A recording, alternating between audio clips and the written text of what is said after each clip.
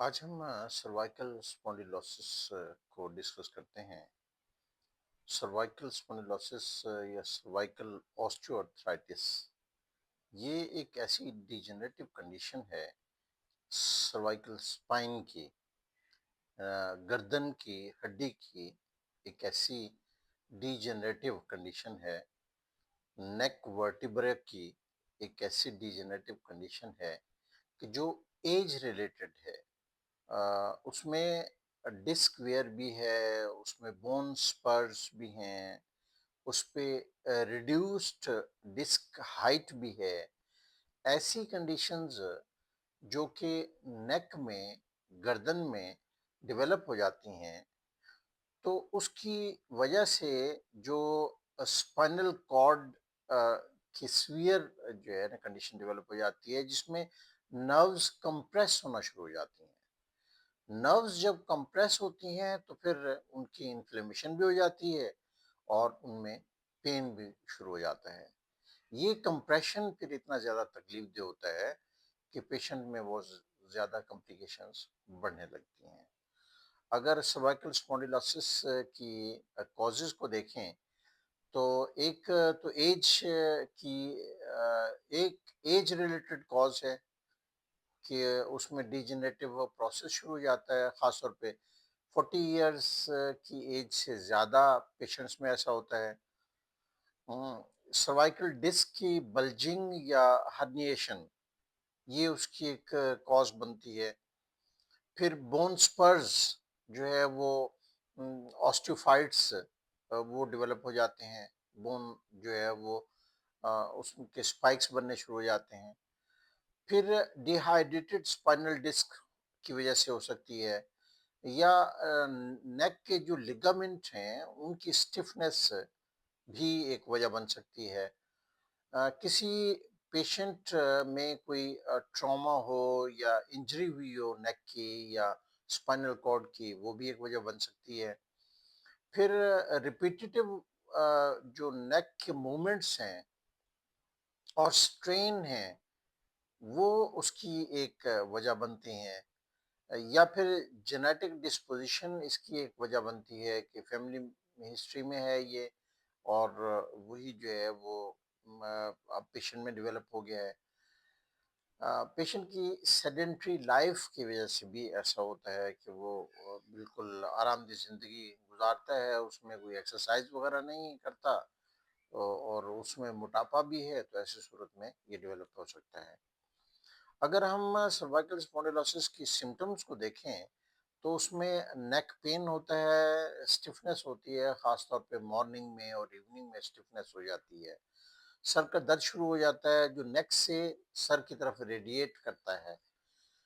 Pen ऐसा शुरू हो जाता है जो शोल्डर में भी रेडिएट करता है, आर्म्स में भी जाता है और अपर बैक में भी ये ये पेन जाता है।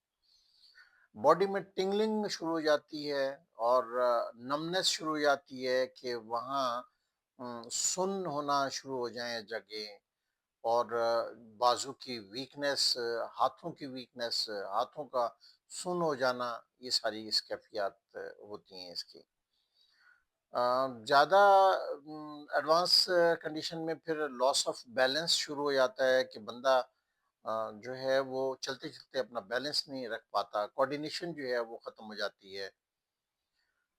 उसको गर्दन में मूव करते हुए ग्राइंडिंग किस्म की साउंड जो है वो महसूस होने लगती है पेशेंट को। उसको फिर जब ज़्यादा एडवांस कंडीशन हो जाती है तो उसको फिर चलने में दुश्वारी होती है। उसको पैरालिटिक कंडीशन डेवलप हो जाती है, डिफरेंट ऑर्गन्स में ब्लैडर जो है वो उसका उसकी एक्टिविटी कम होना शुरू हो जाती है। फिर एक टाइम आता है कि यूरिन का कंट्रोल खत्म हो जाता है। इंटेस्टाइन का और कोलोन का कंट्रोल खत्म होने लगता है। मसल वेस्टिंग शुरू हो जाती है, आर्म्स में, लेग्स में, हैंड्स में, उसके उसके मसल्स कम होना शुरू हो जाती हैं, उसकी हड्डियां जाहिर होना शुरू हो जाती हैं। तो ये है सर्वाइकल स्पॉन्डिलोसिस के पेशेंट की कंडीशन। क्या मेडिसिन हम जो है वो होम्योपैथिक यूज़ करते हैं ऐसे पेशेंट में, तो सिमिसिफ्यू का एक मेडिसिन है जो हम यूज़ करवाते हैं सीवियर स्टिफनेस हो और नेक में और अपर स्पाइन में अगर एकइंग हो तो हम ये मेडिसिन देते हैं। कोलोसिंथ हम यूज़ करवाते हैं और फिर जलसीमियम को यूज़ करवाया जाता है जो कि डल और हैवी नेक हो और वीकनेस हो साथ में तो यूज़ करवाते हैं। रस्टॉक्स यूज़ करवाते हैं जो नेक स्टिफनेस में और ख़ास तौर पे जो रेस्ट करने से वर्स हो जाए और थोड़ी-सी मूवमेंट से और मोशन से वो बेहतर हो, तो ऐसी सूरत में रस्टॉक्स यूज़ करवाते हैं। कैल्मिया हम यूज़ दे करवाते हैं जो कि रेडिएटिंग पेन में अच्छी मेडिसिन है कि जो नेक से शोल्डर की तरफ पेन रेडिएट करता है, ऐसी सूरत में हम ये यूज़ करवाते हैं। ब्रायनिया को यूज़ करवाते हैं नेक पेन में जब बस थोड़ी-सी मूवमेंट से ही पेन बढ़ जाता हो और वो प्रेशर से और रेस्ट करने से उसे आराम मिलता हो, तो हम उसे ब्रायनिया एल्बा यूज़ करवाते हैं।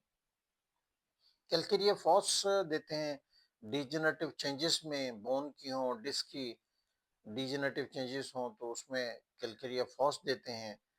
सर्वाइकल स्पॉन्डिलोसिस के पेशेंट को जो डाइट रिकमेंडेड होती हैं उसमें कैल्शियम रिच फूड होता है, लो फैट डेयरी प्रोडक्ट्स उसको एडवाइस की जाती हैं, लीफी ग्रीन उसको जो है वो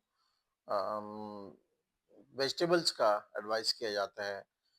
विटामिन डी की जो है सोर्स उसको रिकमेंड किया जाता है कि वो सनलाइट ले या एग्स ले या मशरूम ले या फोर्टिफाइड फूड्स ले तो ये उसको एडवाइस किया जाता है। मैग्नीशियम रिच फूड उसको एडवाइस किया जाता है।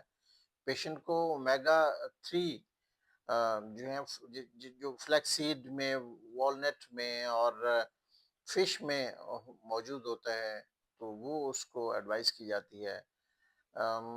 इसके अलावा एंटी इन्फ्लेमेटरी फूड जैसे टर्मेरिक है, जिंजर है, बेरीज़ हैं, ग्रीन टी है, ये उसको एडवाइस की जाती है।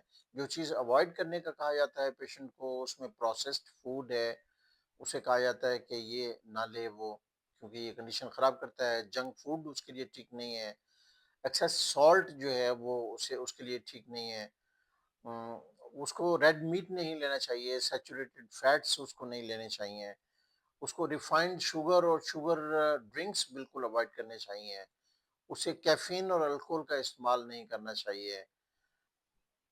पेशेंट को अपना पोस्चर ठीक रखना चाहिए। बाज़ सूरतों में तो सर्वाइकल कॉलर लगाने से कंडीशन बेहतर रहती है कि वो उसमें गैर ज़रूरी मूवमेंट ना हो और पोस्चर भी गलत ना हो।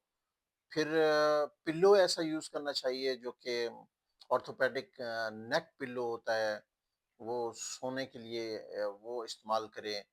फिर कुछ वार्म कंप्रेसेस उसको स्टिफनेस के लिए इस्तेमाल करने चाहिए। वो उसके लिए बेहतर होते हैं। नेक की एक्सरसाइज करे, स्ट्रेचिंग करे तो उसके लिए बेहतर होता है और किसी भी सडन जर्क से या कोई हैवी वेट की लिफ्टिंग से वो अवॉइड करे। तो ये चीज़ें उसको अवॉइड करनी चाहिए तब पेशेंट को रिलीफ मिलता है।